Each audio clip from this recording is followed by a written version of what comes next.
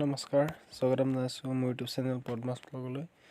আজি চাকৰি মেলা যিটো আমাৰ চৰাইদেউ ডিষ্ট্ৰিক্টত পাতিছিলে তাৰ কিছু অংশ আপোনালোকক ভিডিঅ' দেখাব বিচাৰিছোঁ বা কেনেকুৱা ধৰণৰ ইণ্টাৰভিউ হৈছিলে বা কি হৈছিলে তাক কিছু অংশ আপোনালোকক দেখাবলৈ বিচাৰিছোঁ।